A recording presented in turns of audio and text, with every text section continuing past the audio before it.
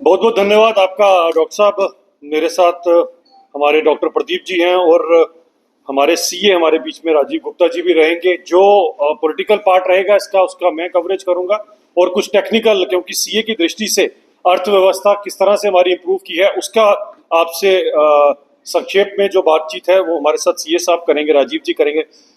मित्रों, सबसे पहले तो मैं पूरे भारतवर्ष को हार्दिक शुभकामनाएं देना चाहता हूं कि हमने 10 साल में जो सफर तय किया, 11वें नंबर की अर्थव्यवस्था से आज भारत चौथे नंबर की अर्थव्यवस्था बन गई और एक बहुत बड़ी अर्थव्यवस्था जापान की उसे पीछे कर हम लोगों ने ये चौथे नंबर का जो है स्थान हासिल किया है।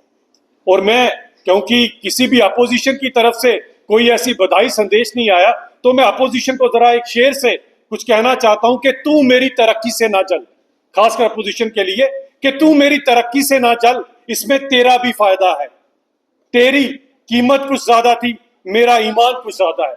और जब ईमान की बात करते हैं और ईमानदारी से जब देश की भागदौड़ माननीय नरेंद्र मोदी जी ने 2014 में थामी थी, वो दिन कल ही था जब उन्होंने इस देश की भागदौड़ थामी थी, तो 11वें नंबर की अर्थव्यवस्था से भारतवर्ष आज चौथे नंबर की अर्थव्यवस्था बनी।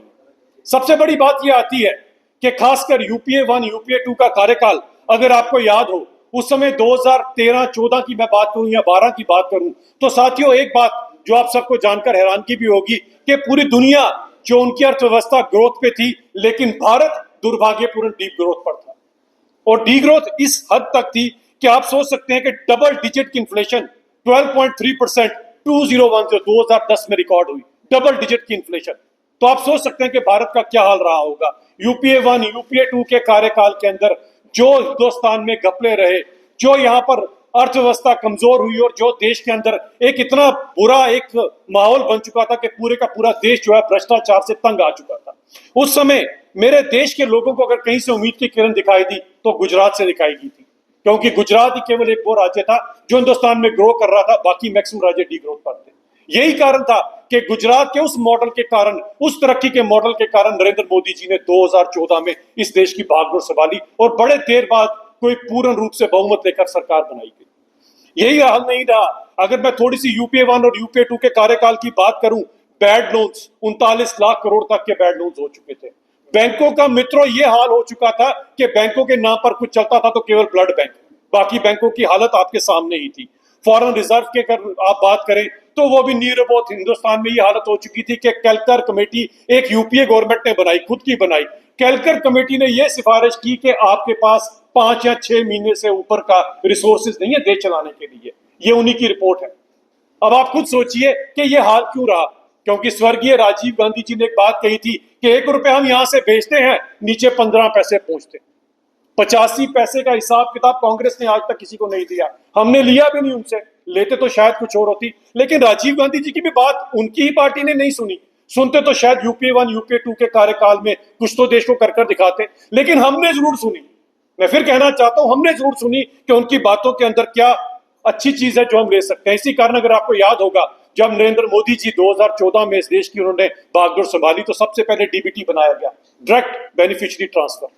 और उस समय इसी अपोजिशन ने खिल्ली उड़ाई, किलकारियां लगाई कि पैसे कहां से लाओगे, गरीबों के तुम अकाउंट तो खुलवा रहे हो, पैसे कहां से। तो उसी डीबीटी में हमने जो पैसा भेजा कि राजीव गांधी जी कहते थे मैं 1 रुपया भेजता हूं, नीचे 15 पैसे पहुंचते हैं, हम 100 रुपया भेजते हैं, 100 का 100 गरीब आदमी तक पहुंचता है, 100 का 100 जो है वो यथार्थ रूप से यहां पर लगता है। यही कारण है कि भारत ने तरक्की की और 11वें नंबर की अर्थव्यवस्था से हम आज चौथे नंबर की अर्थव्यवस्था बने।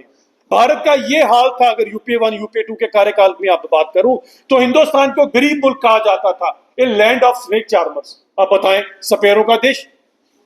कितना दुर्भाग्यपूर्ण था कि पूरी दुनिया हमें क्या देखती थी, गरीब कंट्री, पुअर कंट्री। आज देखिए, आज भारत का लोहा पूरी दुनिया मान रही है, क्योंकि नरेंद्र मोदी जी के नेतृत्व में जिस तरह से भारत ने तरक्की की है। वैक्सीन बनाने की बात आई तो हमारे देश ने सबके साथ शाना बशाना कोरोना काल में वैक्सीन भी बनाई। आज हथियारों की बात आई तो मेड इन इंडिया जो हथियार थे उन्होंने सटीक अपने निशाने पर 22 मिनट में इस नापाक मुल्क को उसकी औकात दिखा दी। ये है हिंदुस्तान। क्यों? क्योंकि हिंदुस्तान की भागदौड़ एक ऐसे दृढ़ निश्चय वाले प्रधानमंत्री के हाथ में है जिसने पहले दिन कहा था ना खाऊंगा ना खाने दूंगा। यही कारण है कि आज आप चौथे नंबर की अर्थव्यवस्था बने। और ऐसे ही चलते 2047 में जो विकसित भारत का जो संकल्प हमने लिया है उस ओर हम दिन बर दिन अग्रसर हो रहे हैं। दोस्तों, बात यहां पर सबसे बड़ी कहने की ये जरूरत है कि हिंदुस्तान ने ये तरक्की क्यों की। हिंदुस्तान ने तरक्की इसलिए की कि वो जो लूप होल, वो जो खासकर बीच में भ्रष्टाचार था, उसे खत्म कर दिया गया। आज खुद देखिए कि आपका देश कहां पर पहुंच चुका है, और उसका कारण भी यही है कि कई ऐसे देश और उनकी डीप स्टेट्स आज आपके खिलाफ इसीलिए षड्यंत्र रचाते हैं कि जिस हिसाब से हिंदुस्तान ग्रोथ कर रहा है, इस हिसाब से तो हिंदुस्तान कहीं का कहीं निकल जाएगा और आने वाले समय में नंबर 1 की अर्थव्यवस्था बनकर 2047 में विकसित भारत का संकल्प निभाएगा। और इसके लिए मैं सभी देशवासियों से यह आग्रह करना चाहता हूं कि जिस अश्वमेध यज्ञ को मोदी जी ने, भारतीय जनता पार्टी ने शुरू किया है, उसमें आप सबको अपनी आहुति डालनी है। और आहुति इसलिए डालनी है कि इस देश ने जो खोई हुई गरिमा हमारी थी कि हम कभी सोने की चिड़िया के नाम से जाने जाते थे, लेकिन इस देश का क्या हाल हुआ आपके सामने। आज जो संकल्प लिया है हमने अपनी आने वाली पीढ़ी के लिए लिया है। ये वो पीढ़ी है जो आगे बढ़ना चाहती है, हमारे ही बच्चे हैं, हमारे ही भाई हैं। इनके लिए वो देश की मजबूत नींव रखेंगे कि 2047 में जब विकसित भारत की इमारत इस पे रखी जाएगी तो पूरी दुनिया देखेगी कि एक ऐसा इंसान आया था भारत के अंदर जो उस देश का प्रधानमंत्री बना, जिसने नई उम्मीद की किरण दिखाई और फिर से भारत सोने की चिड़िया बना।